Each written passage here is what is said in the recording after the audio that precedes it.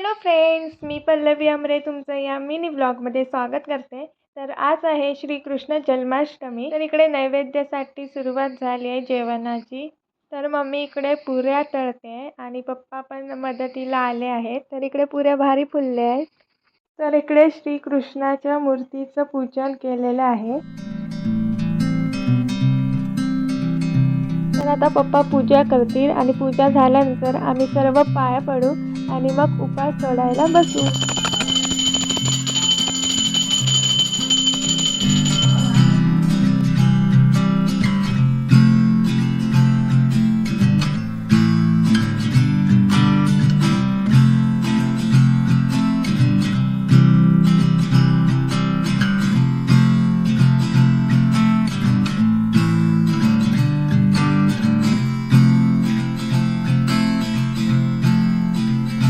तर पप्पा आता नैवेद्यासाठी ताट तयार करतायत।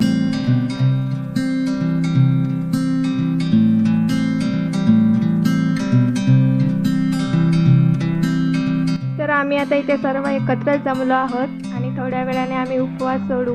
तोपर्यंत आम्ही आता इकडे सगळी ठरलं तर मग ही सिरियल बघतायत।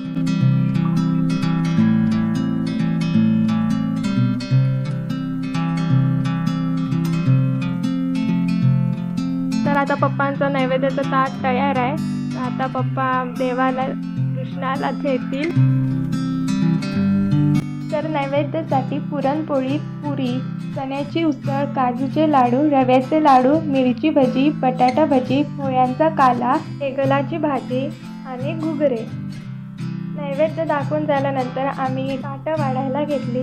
नंतर पप्पांनी पोळ्याचा काला वाढायला घेतला, कारण दरवर्षी पप्पा मूठ मारतात। नंतर आम्ही सर्वांनी एकत्र बसून उपास सोडायला बसलो। आणि आमचा सर्वांचाच उपास असतो गोकुळाष्टमीचा। आणि टी व्हीवर रायाची सिरियल लावलेली होती, ती मग आम्ही सर्व बघत बघत खात होतो।